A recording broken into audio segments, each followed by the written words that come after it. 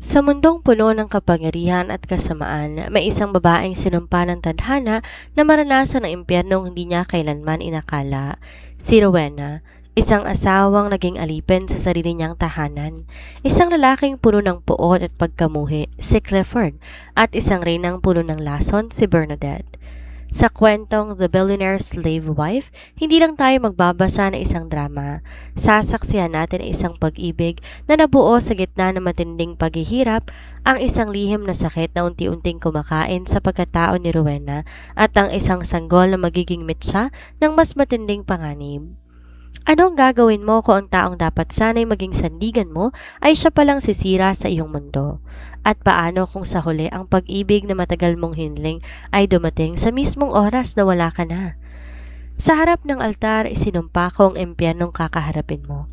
Huwag kang aasang mamahalin kita dahil sa mansyong ito, ikaw ay isang alipin lamang. Pinagpalit ni Rowena ang kanyang buong pagkatao at kalayaan para sa utang na hindi naman niya inutang. Pinakasal siya sa isang lalaking ang puso ay bato, si Clifford, ang brutal at malupit na tagapagmana ng isang mafia empire. Sa unang gabi pa lang ng kanilang pagsasama, malinaw na ang hatol. Walang puwang si Rowena sa buhay nito dahil ang trono ng pagmamahal ni Clifford ay nakalaan kay Bernadette, ang babaeng tinuturing na reyna ng mansyong ito.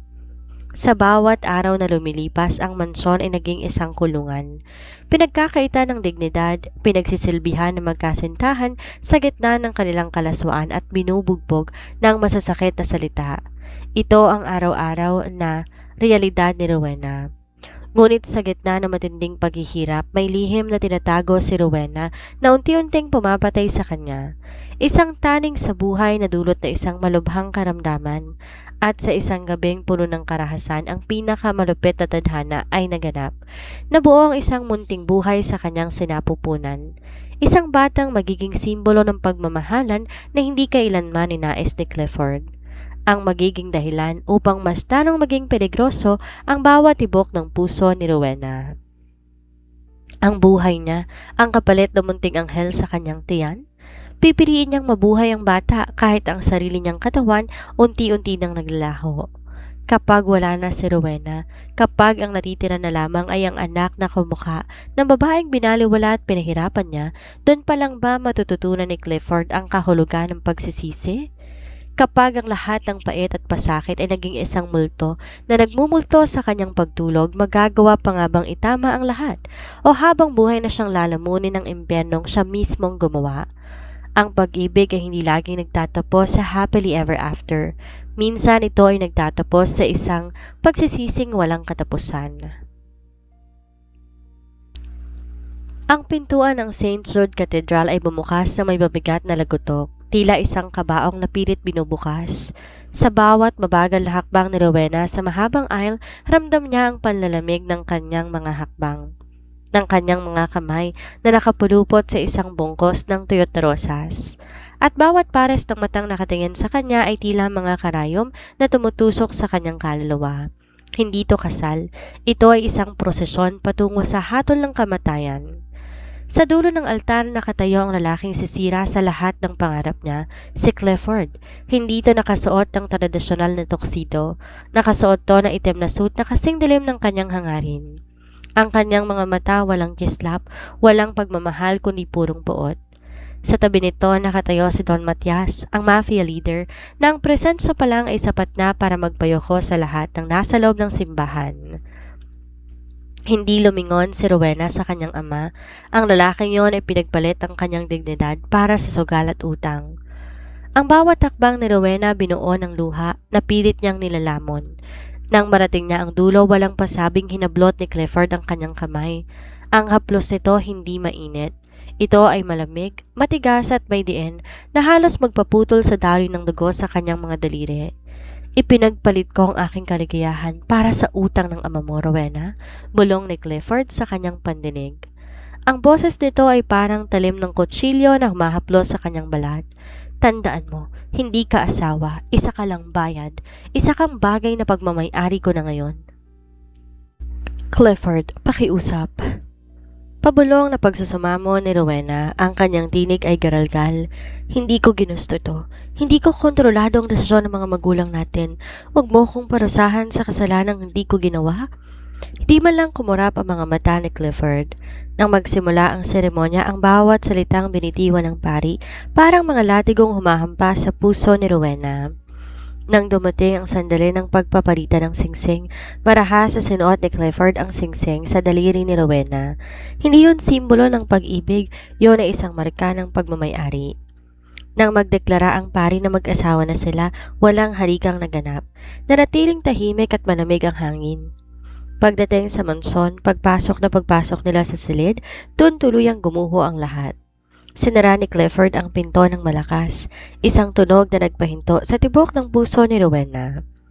Sinunggaban niya si Rowena sa braso at diniin ito sa malamig na pader. Akala mo ba mamahalin kita, Rowena? Nagkakamali ka, sigaw ni Clifford. Ang kanyang mukha ay puros galit at pagkamuhi. Dahil araw-araw, gagawin kong impyan ng buhay mo. Sisiguraduhin kong bawat segundong titira ka sa ilalim ng bubong ko, hihilingin mong sana hindi ka nalang sinilang. Clifford, ano bang kasalanan ko para gawin mo to sa akin?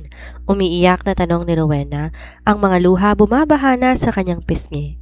Hindi ako nagdesisyong magpakasal tayo. Mga magulang natin na may gusto nito, bakit ba akong pinarurusahan mo? Tumahimik ka. Isang malutong na sampal ang dumapo sa pisngi ni Rowena. Ang lakas nito ay nagpadulas sa kanya patungo sa sahig. Ramdam niya ang pait ng dugo sa kanyang labi. Bawat hibla ng kanyang pagkatao ay tila pinunit ni Clifford sa isang iglap. Wala akong pakialam sa mga paliwanag mo, malamig na wika ni Clifford habang nakatingin sa kanya ng may pandidiri. Ito ang tatandaan mo. Sa mansong ito si Bernadette lang ang reyna at sa bawat ayaw at sa gusto mo, dito titira ang babaeng tunay kong minamahal at ikaw, wala ka ibang gagawin kundi ang pagsilbihan kaming dalawa. Hayop ka, Clifford! Demonyo ka! Sigaw ni Rowena sa gitna ng kanyang paghikbi. Tumalikod si Clifford at lumabas ng silid, iniwan si Rowena na nakalupasay sa sahig. Sa dilim ng kwartong yon, hinawakan ni Rowena ang kanyang dibdib. Ramdam niya ang kirot, ang sakit na hindi lang galing sa pisikal na sampal, kundi ang sakit ng kanyang lihim na karamdaman. Cancer. Ito ang sekretong unti-unting kumakain sa kanyang buhay. At sa harap ng lupit ni Clifford, alam niya, mas mabilis siyang uubusin ng tadhana bago pa man siya makahanap ng kaligtasan. Ang gabing yon ay hindi ang simula ng isang pagsasama. Yon ang simula ng kanyang paglilibing ng buhay. Ang umaga ay hindi sumalubong kay Rowena ng liwanag kundi ng mapait na realidad. Ang kanyang mukha namamagang bahagi dahil sa sampal ni Clifford at ang bawat bahagi ng kanyang katawan tila binugbog ng matinding pagod at depresyon. Ngunit wala siyang oras para magluksa. Ang pinto ng silid marahas na bumukas at pumasok si Bernadette na parang siyang may-ari ng buong mundo. Suot ay isang mamahaling silk robe at may nakakalokong ngiti sa kanyang mga labi. Gising na pala ang bagong katulong, panimula ni Bernadette. Ang kanyang boses ay malambing ngunit puno ng lason. Rowena, hindi ba? Aba mukhang di ka nakatulog ng maayos. Sayang ang ganda mo kung magmumukha kang basahan kaagad sa unang araw. Tumayo si Rowena ng dahan-dahan, pilit na pinapatatag ang kanyang nanginginig na mga binti. Anong kailangan mo, Bernadette? Humalakak si Bernadette at lumapit kay Rowena. Hinawakan niya ang baba nito ng mahigpit, pinipilit itong tumingin sa kanya. Kailangan ko? Ang kailangan ko makita kang mawala sa mansong ito pero dahil nandito ka na, magsisilbi ka. Alam mo ba kung paano maglinis ng malaking bahay na to? Alam mo bang ayaw ni Clifford ng bahid ng dumi? Sinampal ni Bernadette si Rowena, hindi malakas ngunit mapang insulto. Simulan mo ng paglilinis ng buong ground floor at pagkatapos gusto ko makitang agahan sa mesa sa loob ng 30 minuto. Kapag hindi nasunod, wag kang magtataka kung bakit lalong magagalit sa'yo si Clifford. Lumabas si Bernadette ng may taas noo. Naiwan si Rowena na nakatayo, ang kanyang puso. Mabilis na tumitibok hindi dahil sa takot, kung hindi dahil sa panghihina. Ramdam niyang pag-atake ng kanyang sakit, ang matinding kirot sa kanyang dibdib na parang may kung anong matulis na bagay ang bumabaon sa kanyang baga. Napakapit siya sa pader, pilit na humihinga. Hindi pa ngayon, bulong niya sa kanyang sarili. Hindi ako pwedeng mamatay habang narito pa ang mga demonyong ito. Nagsimula ang paghihirap ni Rowena. Nilinis niya ang malawak na sala, ang kusina at ang bawat sulok ng mansyon. Bawat galaw niya ay may kaakibat na pagkirot sa kanyang katawan.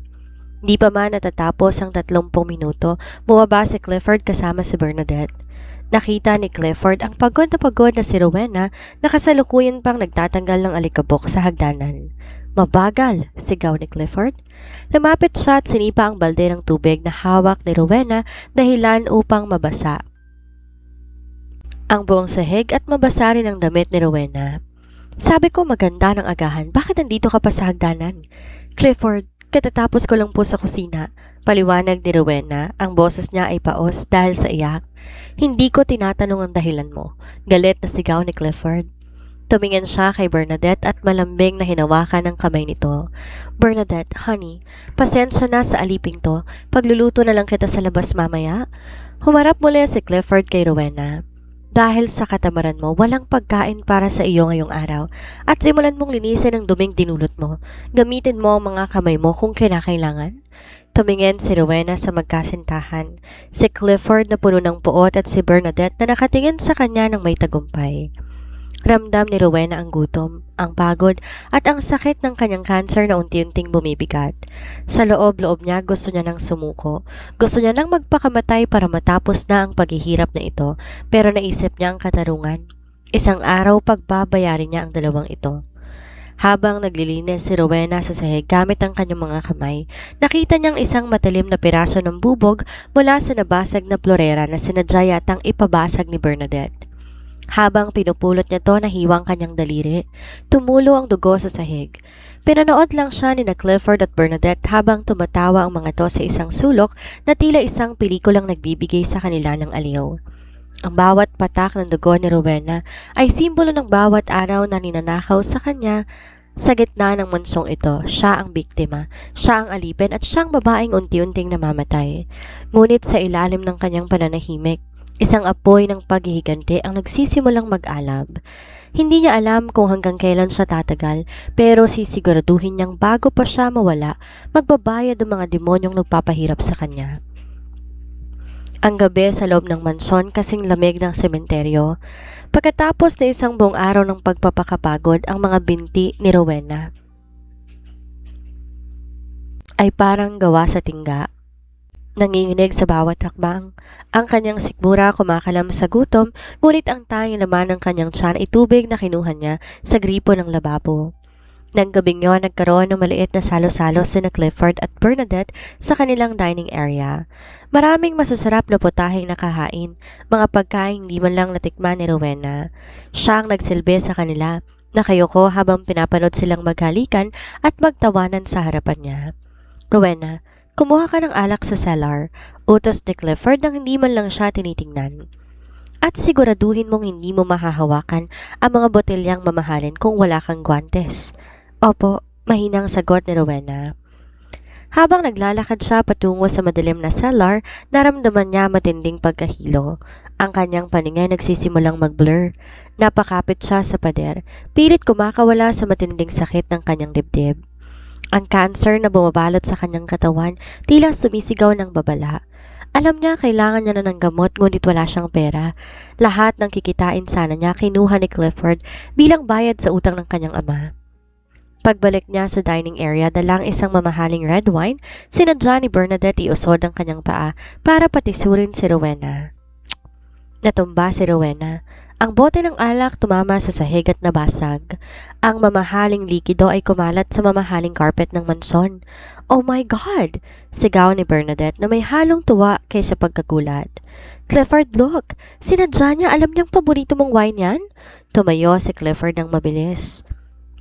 Ang kanyang mga mata naglalabasan ng apoy.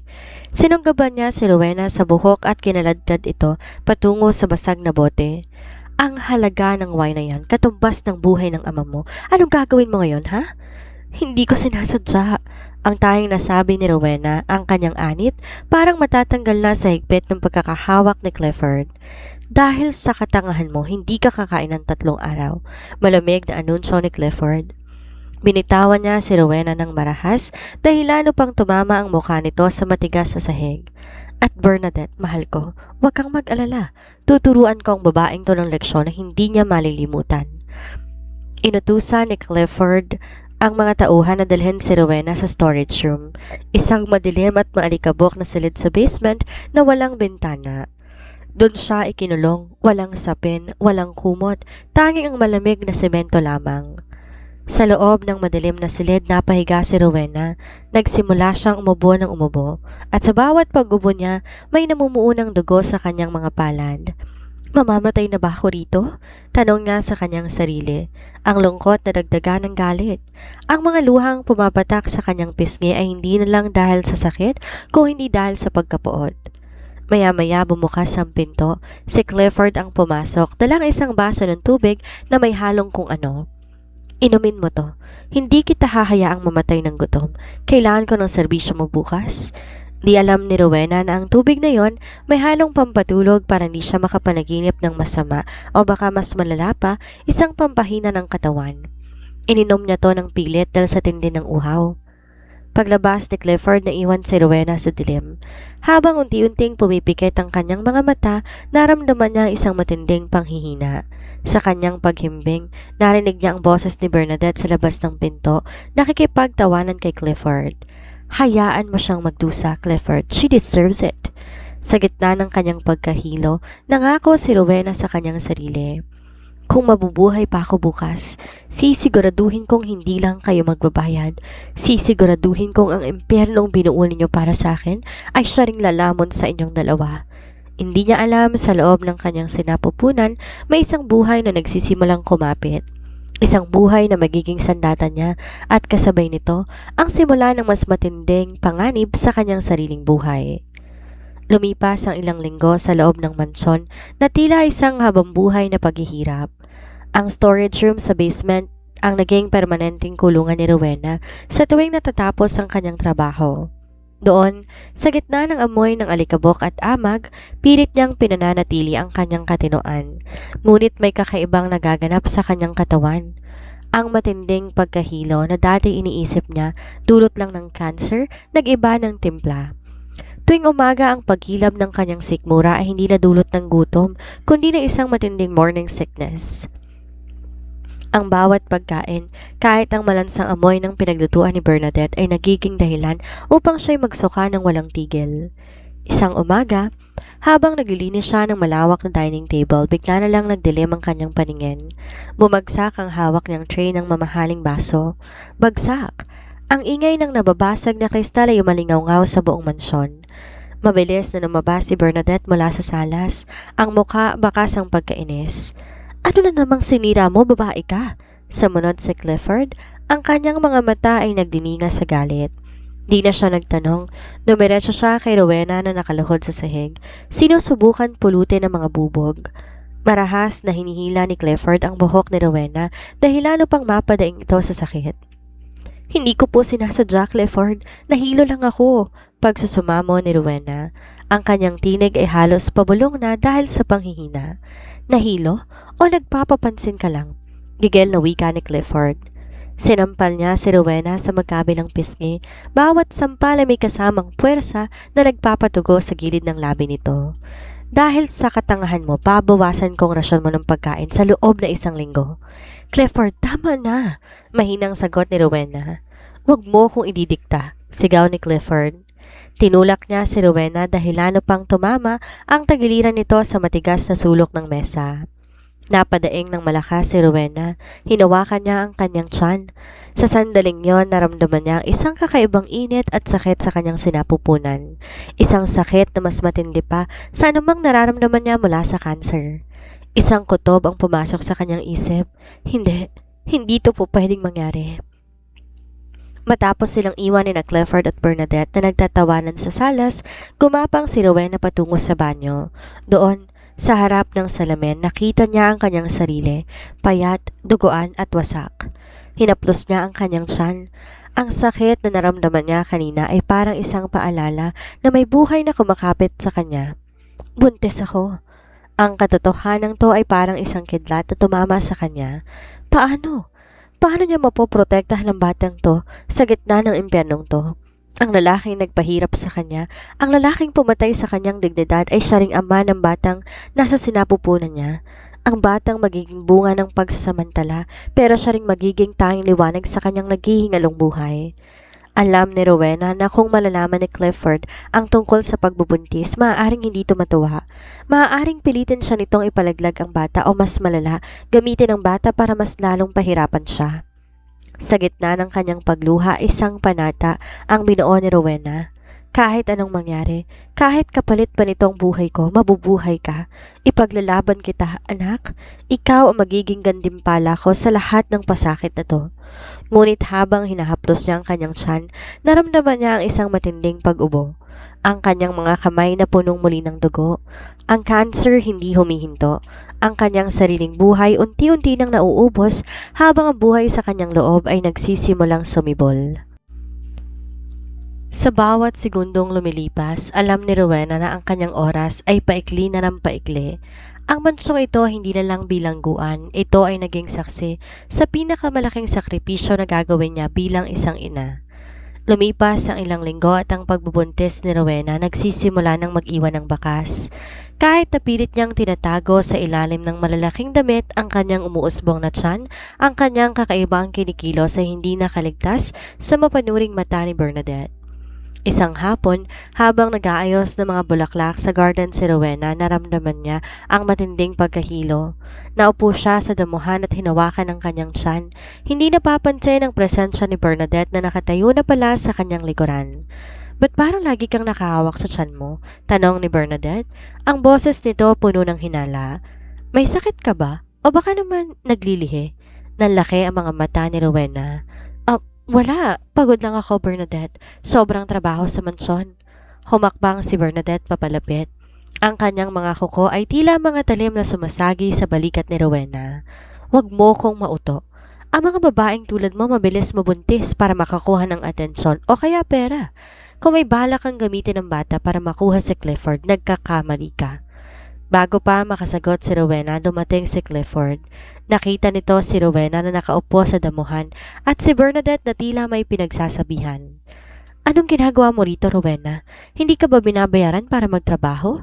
Bulyaw ni Clifford. "Clifford, honey," wika ni Bernadette. Pilit na ginagawang matamis ang boses. "Akala ko kasi nagpapahinga siya dahil sa pagod, pero parang may kakaiba sa kanya, di ba? Tingnan mo, ang laki na ng pinayat niya, pero ang tiyan niya parang may kung anong tinatago." Lumapit si Clifford kay Rowena. Tiningnan niya ito ng mabuti mula ulo hanggang paa. Ang kanyang mga mata nanliliit. "Ano to, Rowena? May sakit ka ba? Bakit ka nanunuyo ang balat at laging namumutla?" "Wala po ito, Clifford." Pilit na sagot ni Rowena habang ramdam ang mabilis sa tibok ng kanyang puso. "Pagod lang talaga ako." "Pagod?" Sarkasikong tumawa si Clifford. Hinila niya si Rowena patayo sa braso ng napakahigpit. "Kung buntis ka, Rowena, siguraduhin mong hindi ito magiging hadlang sa paglilingkod mo sa amin. At kung malaman kong may tinatago ka, sisiguraduhin ko wala kang matitirang kahit ano sa mundong to." Ramdam ni Rowena ang takot. Ang banta ni Clifford hindi biro. Sa bawat salitang binibitawan nito, tila mas lalo nagiging delikado ang kanyang sitwasyon. Pero ang mas nakakabahala kay Rowena ay ang unti-unting pagbabago sa tingin ni Clifford. Hindi na lang to purong galit, may halong pagkarito at minsan may kakaibang pagtitig na hindi niya maipaliwanag. Gabi na nang pumasok si Rowena. Sa kanyang silid, doon muli siyang inatake ng kanyang karamdaman. Isang matinding pag-ubo ang nagpaupo sa kanya sa sahig at muli may sariwang dugo sa kanyang mga palad. Napaiyak siya ng tahimik. "Panginoon, tulungan mo ko. Hindi ko kayang mawala hanggat hindi ko nasisiguradong ligtas ang anak ko." Di niya napansin na sa labas ng pintuan nakasilip si Clifford. Nakita nito ang pag-ubo ng dugo ni Rowena. Sandaling natigilan si Clifford, ang kanyang mga kamao ay humigpit. May kung anong emosyon na sumagi sa kanyang dibdib. Hindi pagmamahal, ngunit isang kakaibang kirot na hindi niya mawari. "Bakit siya nagsusuka ng dugo?" tanong ni Clifford sa sarili, pero agad niya itong tinaboy. "Hindi, wala akong pakialam sa kanya. Si Bernadette lang ang mahalaga." Ngunit sa loob ng kanyang isipan, ang imahe ni Rowena ang duguan at hirap na hirap ay ayaw mawala. Ang reyna ng mansyon na si Bernadette unti-unti nang nagiging iritable, habang ang alipin na si Rowena ay nagiging sentro ng isang lihim na tensyon na hindi pa nila maunawaan. Ang pagkakaroon ng bata sa sinapupunan ni Rowena ay hindi lamang isang pagbabago sa kanyang buhay. Ito ang magiging mitsa ng pagguho ng mansyong ito. Ang hangin sa loob ng mansyon tila mabigat. Puno ng tensyon na halos hindi na makahinga si Rowena. Lumipas ang mga araw na ang kanyang pangangatawan ay unti-unti nang sumusuko. Ang bawat paghakbang ay may kasamang matinding panghihina at ang bawat pag-ubo nagiiwan ng lasa ng bakal sa kanyang lalamunan. Isang hapon, habang naglilinis si Rowena sa ikalawang palapag, nasalubong niya si Bernadette. Ang babae abala sa pag-aayos ng kanyang mamahaling alahas.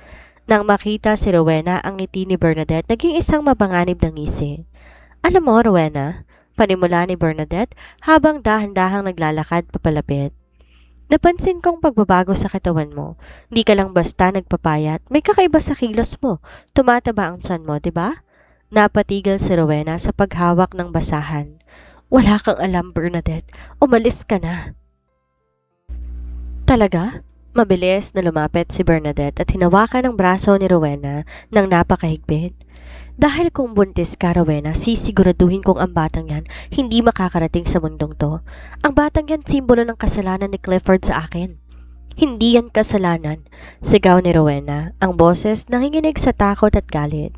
"Anak ko to, wag na wag mo siyang lalapitan." Sa gitna ng komosyon dumating si Clifford. Ang kanyang mga matay nagdilim nang makita ang eksena. "Anong nangyayari dito?" "Clifford, look!" Akusa ni Bernadette na agad nagkunwaring umiiyak. "Sinusubukan niya ako itulak. Gusto niyang saktan ng bata sa sinapupunan ko kahit wala pa tayong anak." "Sinungaling ka," sigaw ni Rowena. "Clifford, hindi ko ginawa yon. Siyang lumalapit sa akin." Di nakinig si Clifford. Ang kanyang galit ay sumiklab gaya ng dati. Mabilis niyang nilapitan si Rowena, marahas tong tinulak palayo kay Bernadette. Dahil sa panghihina ng katawan ni Rowena dulot ng sakit, nawalan siya ng balanse. Ang kanyang mga paa ay nadulas sa madulas na sahig ng hagdanan. Narinig ang nakakakilabot na hiyaw ni Rowena habang gumugulong siya pababa sa matigas at matarik na hagdanan. Ang kanyang katawan tumama sa bawat baitang, ang kanyang balikat, ang kanyang ulo, at ang pinakamasakit sa lahat ang kanyang tiyan na agad niyang niyakap habang bumabagsak. Tumigil ang pagbagsak niya sa pinakailalim ng hagdan. Nakalupasay, hindi gumagalaw. Isang malakas na lagabog ang umalingaw-ngaw sa buong mansyon. Sandaling natigilan si Clifford sa itaas ng hagdan. Ang kanyang puso tumigil sa tibok. Hindi niya inaasahan ang nangyari. Nakita niya ang dugong nagsisimulang dumaloy mula sa ilalim ng suot na palda ni Rowena. Isang mapulang mansa na unti-unting lumalaki sa sahig. "Rowena!" Ang kusang bulalas ni Clifford. Mabilis siyang bumaba. Ang kanyang mukha ay puno ng pagkataranta at hindi may paliwanag na takot. Nang makalapit siya, nakita niya si Rowenang nakapikit. Ang mukha niya ay maputla na parang papel. Ang dugo patuloy na umaagos. Si Bernadette naman nakatayo pa rin sa itaas. Ang mukha niya walang bakas ng awa, kundi ng isang malamig na kasiyahan. "Dugo! Clifford! May dugo!" Bulong ni Rowena sa gitna ng kanyang huling malay. Ang kanyang boses halos hangin na lang. "Ang anak ko!" Naramdaman ni Clifford ang paghila ng kanyang konsensya na matagal niya nang ibinaon. Hinawakan niyang ulo ni Rowena at inangat to. "Rowena! Rowena, gumising ka! Hindi ko ginusto to!" Ang mga tauhan ng mansyon nagtakbuhan papalapit. Ngunit para kay Clifford tila tumigil ang mundo. Sa bawat patak ng dugo ni Rowena, ramdam niya ang bawat pasakit na binigay niya sa babaeng to. Ang bawat sampal, ang bawat pagmamaliit, ang bawat gabing hinayaan niya tong magdusa sa dilim, lahat bumalik sa kanya na para bang isang matalim na latigo. Habang sinusugo nila si Rowena sa ospital, ang huling nakita ni Clifford bago tuluyang mawalan ng malay si Rowena ay ang mukha ng babaeng winasak niya. Ang mukha na ngayon puno ng sakit, ngunit nagpapakita pa rin ng pagmamahal para sa bata sa loob ng kanyang sinapupunan. "Hindi ako pwedeng mawalan ng ganito," bulong ni Clifford sa sarili habang ang mga kamay niyang puno ng dugo ni Rowena nangangatog. "Hindi pa ngayon." Ang mga ilaw sa emergency room nakakasilaw, kasing talim ng mga salitang naglalaro sa isipan ni Clifford. Nakatayo siya sa labas ng pintuan. Ang kanyang mga kamay puno pa rin ng tuyong dugo ni Rowena. Hindi siya makagalaw. Bawat pagtunog ng monitor sa loob ay tila isang martilyo na tumatama sa kanyang dibdib. Lumabas ang doktor nang may bakas ng pagod at pag-aalala sa mukha. Agad siyang sinalubong ni Clifford. Ang kanyang boses ay garalgal. "Doktor, kamusta siya? Ang bata?" Tiningnan siya ng doktor ng matagal bago huminga ng malalim. "Nailigtas namin ang sanggol, Mr. Montefalco. Hibala ang nangyari pero kailangan natin mag-usap tungkol sa kondisyon ni Mrs. Montefalco." Pumasok sila sa isang pribadong opisina. Nilapag ng doktor ang ilang medical files. "Dahil sa impact ng pagbagsak, kailangan namin gawin ng maraming test. Sa prosesong yon, natuklasan namin ang isang bagay na matagal na palang nagpapahirap sa kanya." "Ano?" tanong ni Clifford. Ang puso niya ay nagsimulang tumibok ng mabilis. Stage 4 cancer. Ang sakit niya nasa malalang yugto na. Ang pagbubuntis ay lalong nagpapahina sa kanyang katawan, Mr. Montefalco. Ang totoo niyan, matagal na siyang dapat nasa ilalim ng regular na treatment. Bakit ngayon lang siya dinala dito? Parang isang kidlat na tumama kay Clifford ang mga salita. Cancer. Ang babaeng pinagkaitan niya ng pagkain. Ang babaeng pinahirapan niya. Ang babaeng sinaktan niya. May taning na palang buhay. Kailangan niyang magsimula ng chemotherapy at iba pang intervention, patuloy ng doktor. Pero ang tsansa ng kanyang buhay napakaliit. Maaaring sa oras ng panganak kailangan nating mamili, ang bata o ang ina. Nang makapasok si Clifford sa silid ni Rowena, ang babaeng nakahiga sa kama tila isang statwa. Maputla, payat, puno ng tubo ang kanyang katawan. Doon sa harap ng kanyang asawa, naramdaman ni Clifford ang pagguho ng kanyang buong pagkatao. Lumapit siya, dahan-dahang hinawakan ang kamay ni Rowena. Malamig ito. "Rowena," bulong niya. Bakit? Bakit hindi mo sinabi?" Dahan-dahang minulat ni Rowena ang kanyang mga mata. Wala na ang puot, wala na ang galit. Tanging pagod at isang malalim na kalungkutan ang makikita doon. "Kahit sabihin ko pa, Clifford, maniniwala ka? Hindi ba't ang sabi mo alipin lang ako? Bakit ako hingi ng awa sa isang taong ang tanging hangad ay sirain ako?" Bawat salita ni Rowena ay parang saksak sa puso ni Clifford. "Pagsisisihan ko ang lahat, Rowena," ani Clifford. Ang boses niya ay basag. "Gagawin ko ang lahat, ipaghagamot kita. Sa kahit ang dako mo ng mundo, gagaling ka." Ngumiti ng mapait si Rowena at hinaptos ang kanyang tiyan. "Huli na ang lahat, Clifford. Ang tanging hiling ko lang, huwag mong hahayaan na maranasan ng anak natin ang impyernong binigay mo sa akin. Yan ang tanging magiging alaala ko ng lahat ng hirap na to." Sa sandaling yon, ang damdamin ni Clifford ay nagbago. Ang puot na dating bumabalot sa kanyang puso nagsimulang matunaw, ngunit ang kapalit nito ay isang napakatinding pagsisisi. Nakita niya ang babaeng unti-unting lumilisan, ang babaeng binaliwala niya dahil sa maling pag-ibig kay Bernadette. Sa labas ng silid nakasilip si Bernadette, ang kanyang mga matay nanlilisik sa galit. Hindi niya matanggap ang atensyong binibigay ni Clifford kay Rowena. "Hindi ito magtatapos ng ganito," mulong ni Bernadette sa sarili habang humahakbang papalayo.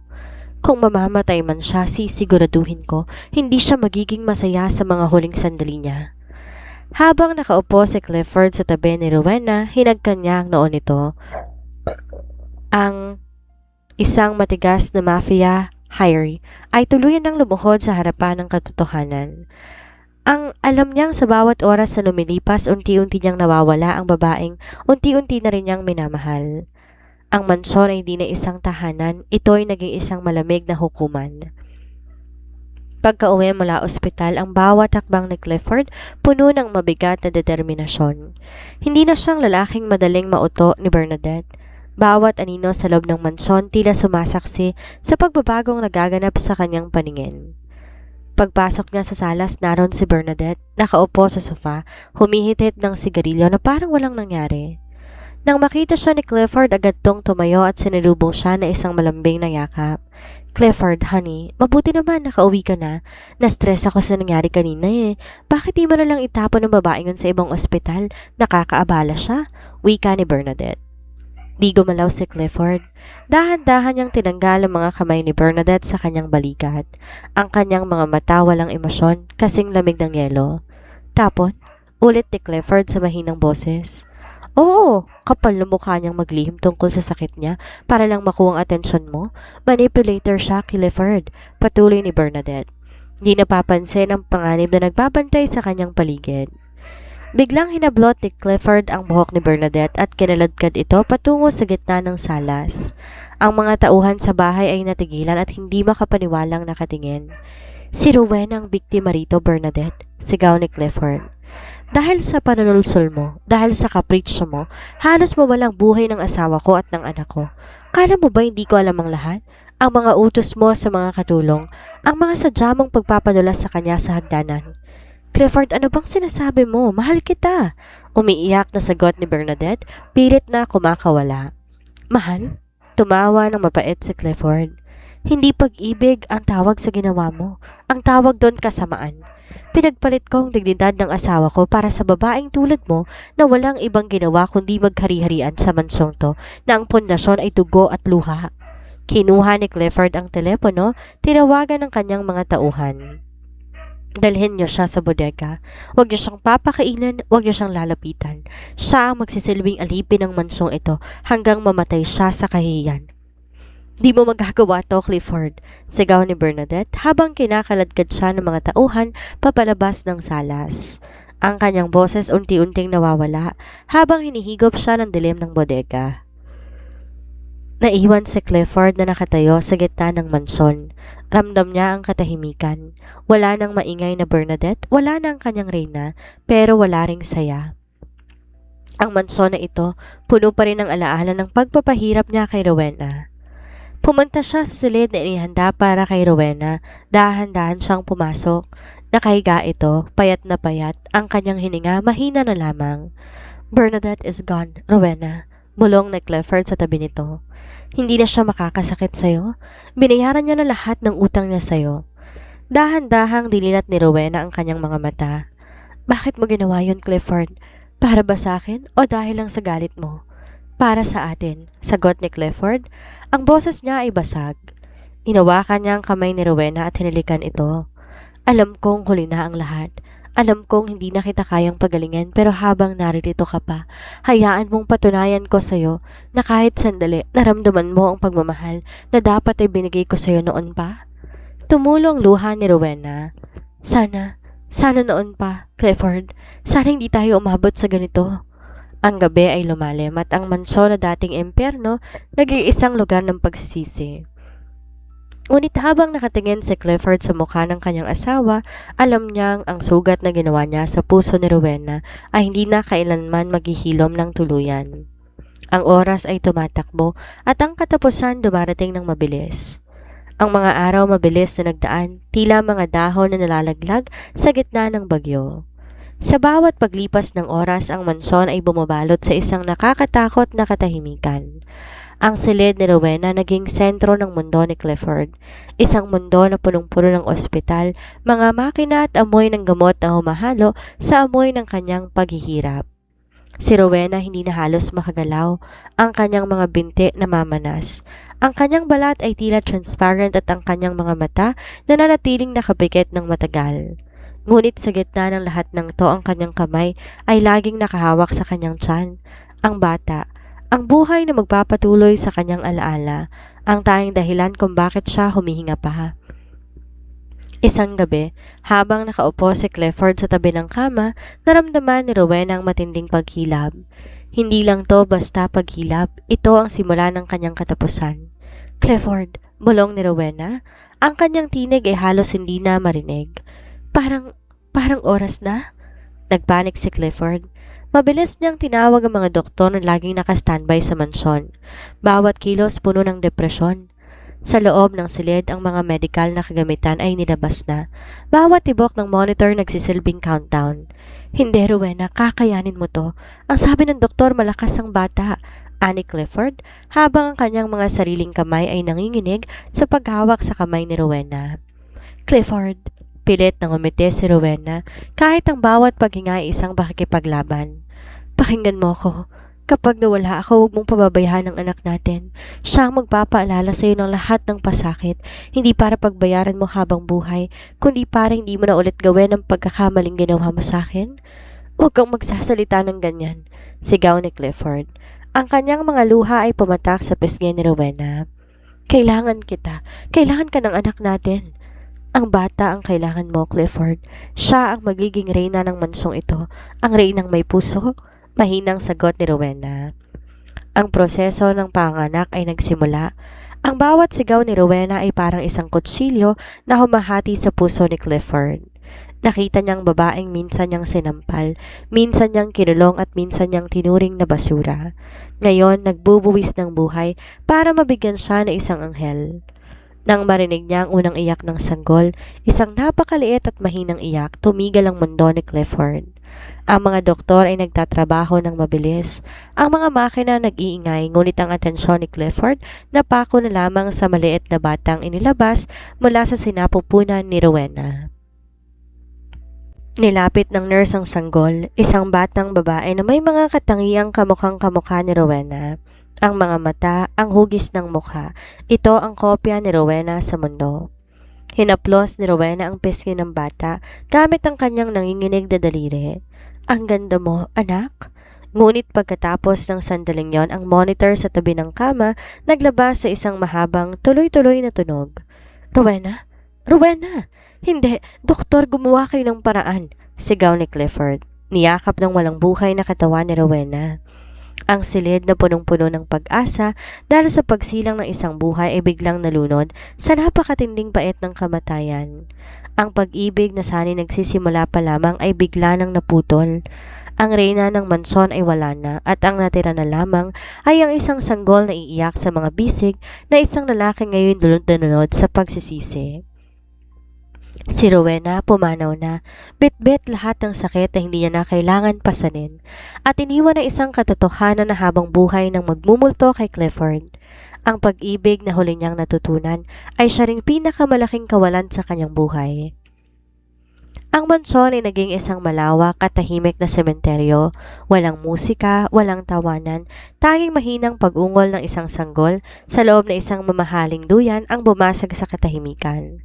Si Clifford, ang lalaking dating kinatatakutan ng lahat, ay naging isang anino ng kanyang dating sarili. Ang kanyang mga mata ay puyat, ang kanyang balbas tumutubo na ng hindi naaayos, at ang kanyang mga kamay laging nakayakap sa kanyang anak na pinangalanan niyang Rowena Jr. Bawat pagtitig niya sa sanggol, parang isang pagsaksak sa kanyang sariling konsensya. Ang bata may mga mata ni Rowena. Yung malalim, malungkot at mapagpatawad ng mga mata. Patawarin mo ko, bulong ni Clifford gabi-gabi habang kinakarga ang bata. Patawarin mo ko dahil kinuha ko ang ina mo. Isang araw, bumalik ang kanyang mga tauhan mula sa bodega. Ang kanilang mga mukha ay seryoso. Boss, hindi na po kinakaya ni Bernadette ang gutom at hirap. Nagkakasakit na siya at nagsisimulang mawala sa sarili. Tumayo si Clifford ng dahan-dahan, binigay niyang bata sa kanyang yaya at lumabas ng silid. Ang kanyang mga hakbang ay mabibigat patungo sa bodega. Sa loob, ang dati ay magandang reyna, isa na lamang lupaypay na babae. Ang mamahaling damit ay basahan na at ang kanyang buhok magulo. Nang makita ni Bernadette si Clifford, gumapang siya papalapit dito. Clifford, please, pakiusap, ilabas mo na ako rito. Sumpa ko hindi ko na uulitin. Tiningnan siya ni Clifford na may matinding pandidiri. Ang pinatay mo ay ang tanging taong nagturo sa akin kung paano maging tao. Ang batang sinilang niya ay ang tanging alaalang natitira sa kanya. At ikaw, ang tanging alaalang iniiwan mo sa mundong ito ay ang iyong kasamaan. Clifford, mahal mo ko, sigaw ni Bernadette. Ngunit bago pa siya makatapos, nilabas na ni Clifford ang isang folder at inihagis to sa kanyang mukha. Nasa loob ng folder na yan lahat na ebidensya ng mga krimen mo. Ang pagpapabaya sa mga empleyado, ang pagtatangkang pagpatay kay Rowena at ang lahat ng panunulsol mo. Binigay ko na to sa mga otoridad. Magbabayad ka sa batas, Bernadette. At sa loob ng kulungan, dun mo harapin lahat ng demonyong kinilala mo. Nang dumating ang mga polis, pilit kinaladkad ni Bernadette. Ang kanyang mga hiyaw ay umaalingaw-ngaw sa buong mansyon, ngunit walang nakakarinig ng awa.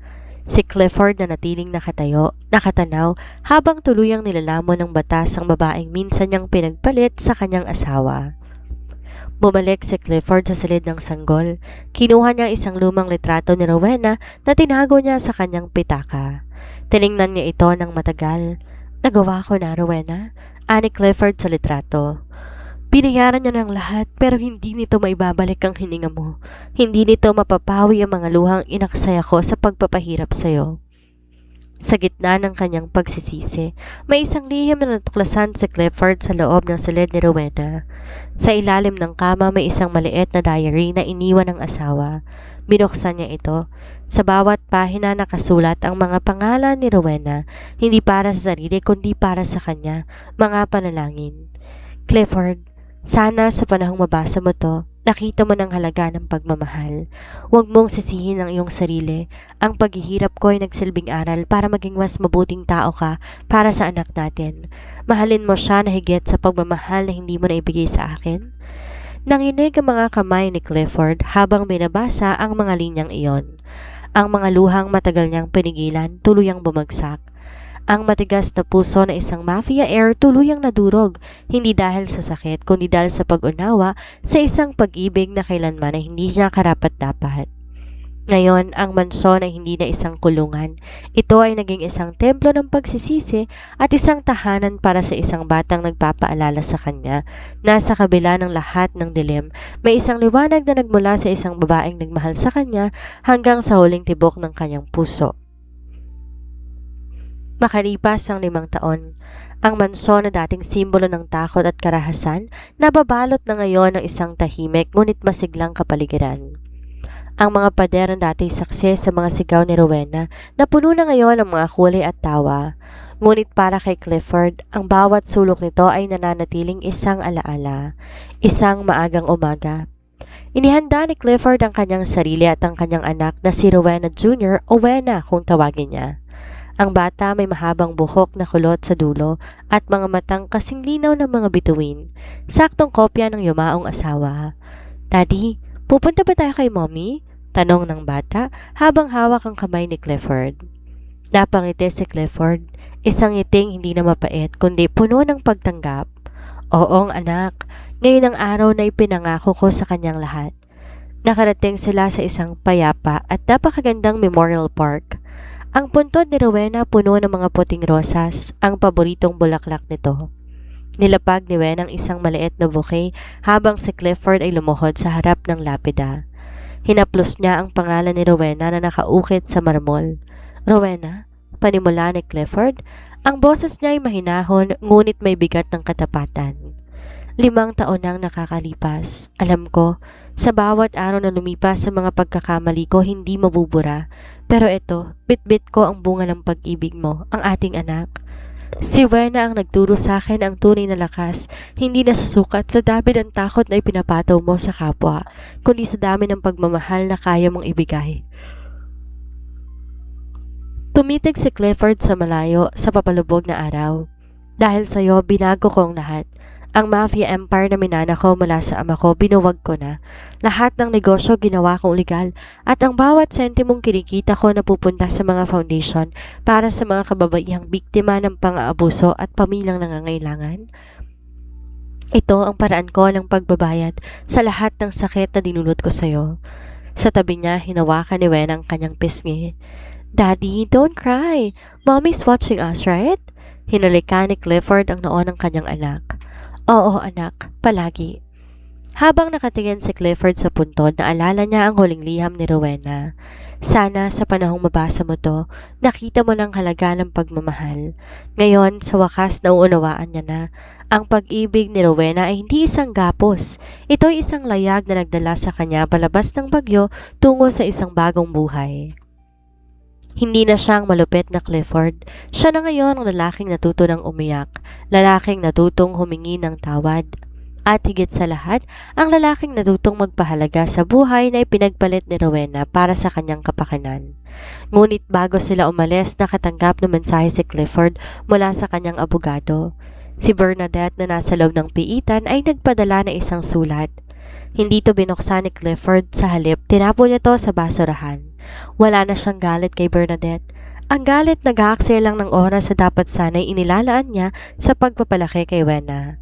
Ang hustisya ay naibigay na at ang kapatawaran, kahit hindi para kay Bernadette kundi para sa sarili niya, ay nagsisimula na niyang mahanap. Tara na, Wena. Aya ni Clifford. Marami pa tayong gagawin sa mansyon. Magluluto tayo ng paboritong pagkain ni Mommy, di ba? Habang naglalakad sila papalayo, isang malakas sa simoy ng hangin ang humaplos sa kanila na tila isang yakap mula sa nakaraan. Alam ni Clifford na hanggat buhay si Rowena. At sa bawat tibok ng puso ni Wena, maririnig niya ang boses ng babaeng minahal niya ng huli, ngunit minahal niyang habang buhay. Ang mansyon ay hindi na isang madilim na bilangguan, ngayon ito'y isang tahanang puno ng buhay. Bawat salid binuksan para sa sinag ng araw at ang mga bintana hindi na nakakandado ng mabuti. Sa loob ng malawak na hardin, makikita ang mga batang naglalaro, mga anak ng mga empleyado na pinapakain at pinag-aaral ni Clifford. Sa gitna ng hardin, nakaupo si Clifford sa isang wooden bench. Pinapanood si Wena na naghahabulan sa mga paru-paro. Ang boses ng bata, ang kanyang tawa at ang bawat kilos niya, tila isang anino ni Rowena na nabubuhay muli. "Daddy, look! I caught a butterfly!" Sigaw ni Wena, takbong-takbo patungo sa kanyang ama. Binuhat ni Clifford ang bata at hinalikan ito sa pisngi. "Mag-ingat ka, anak. Huwag mong saktan ang pakpak ng paru-paro. Hayaan mo silang lumipad ng malaya." Sa sandaling yon, lumapit ang yaya ni Wena at binigay ang isang lumang kahon ng natagpuan sa attic. Ang mga gamit ni Rowena na itinago ni Clifford sa loob ng 5 taon. Binuksan ito ni Clifford. Sa loob, naroon ang mga lumang damit ni Rowena, ang kanyang mga libro at ang mga litratong hindi pa naipapakita kay Wena. Dahan-dahang inilabas ni Clifford ang isang lumang picture frame. Litrato yon ni Rowena nung siya ay masaya pa, bago lahat ng paghihirap. Pinakita niya to kay Wena. "Wena, gusto mong malaman ang kwento ni Mommy?" Tanong ni Clifford. Naupo ang bata sa kanyang kandungan, nakikinig ng mabuti. Sinimula ni Clifford ang pagkukwento. Hindi ang kwento ng mafia leader at ng alipin, kundi ang kwento ng isang babaeng napakatapang at napakamapagmahal. Sinabi niyang lahat ng pagkakamali niya, ang kanyang pagsisisi at ang kanyang pagbabago. Di niya tinago ang katotohanan dahil alam niyang ang katotohanan lang ang magpapatibay sa kanyang anak. "Si Mommy ang nagturo sa akin kung paanong magmahal, Wena.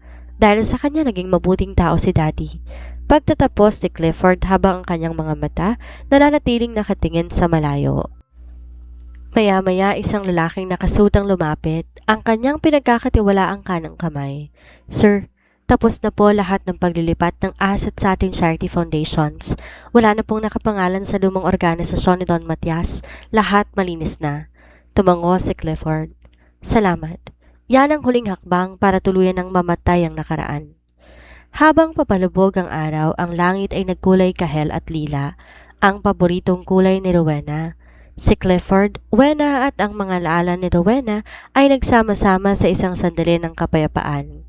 Alam ni Clifford na hindi na may babalik pa ang nakaraan at hindi na mabubura ang mga pilat na kanyang naiwan sa kasaysayan, ngunit ang hinaharap ay puno ng liwanag. Sa gabi, bago matulog si Wena, nagdarasal sila. At sa bawat panalangin, hindi nakakalimutan ni Clifford na banggitin ang pangalan ni Rowena, hindi bilang isang alaala ng sakit, kundi bilang isang anghel na nagbabantay sa kanila. "Rowena," bulong ni Clifford bago niya patayin ang ilaw sa kwarto ng anak. "Salamat sa pagkakataon na maging ama. Salamat sa pagkakataong matutunan ng pag-ibig na akala ko hindi ko na kailanman mararanasan." Ang mansyon na dating saksi sa impyerno ay naging saksi sa isang himala. Ang pagbabayad ni Clifford ay hindi na natapos sa pagpapakulong kay Bernadette o sa pagbuwag ng mafia. Ito ay nagpatuloy sa bawat mabuting gawa na ginagawa niya araw-araw. Si Clifford Montefalco ay hindi ng lalaking sumumpa ng impyerno sa harap ng altar. Siya na ngayon ang lalaking naghahasik ng langit para sa kanyang anak, bitbit ang alaala ng isang babaeng nagmahal ng walang hanggan. At sa bawat tibok ng puso ni Wena, mananatiling buhay si Rowena, ang reyna ng mansyon na ito, ang reyna ng kanilang mga puso at ang tunay na nagpanalo sa laban ng buhay at pag-ibig. Dito nagtatapos ang ating madamdaming paglalakbay, mga kazayma. Nakita natin kung paano gumuho ang mundo ni Rowena at kung paano unti-unting nakilala ni Clifford ang pagsisisi nung huli na ang lahat. Sa pagtatapos ng The Billionaire's Slave Wife, hindi lang tayo nakapanood o nakarinig na isang trahedya. Tayo ay pumasok sa isang salamin ng realidad. Ang aral ng kwentong ito, simple lang. Huwag mong hintayin na mawala ang isang tao bago mo maipakita ang halaga niya. Minsan akala natin may bukas pa. Akala natin may oras pa para magbago, pero ang tadhana may sariling takdang panahon na hindi natin hawak. Ang galit at puot ay isang lason na tayo rin ang unti-unting pumapatay sa atin at ang tunay na lakas ay wala sa kung gaano mo kayang sakta ng kapwa mo, kundi sa kung gaano mo kayang magpatawad at magmahal ng tapat habang may pagkakataon pa. Sana, sa kwento ni Rowena, natutunan nating maging mas mabuti, maging mapagpahalaga sa mga taong nasa paligid natin dahil sa mundong ito ang pinakamahalagang bagay na maaari nating ibigay ay oras at pagmamahal. Bagay na hindi na may bibili kapag kahuli na ang lahat. Maraming salamat sa pagsama sa akin sa kwentong ito. Huwag ninyong kakalimutang yakapin ang mga taong mahal ninyo ngayong araw. Ako ang inyong narrator at hanggang sa muli nating pagtatagpo sa isa na namang kwentong tatatak sa inyong mga puso. Paalam at laging pipiliing maging mabuti.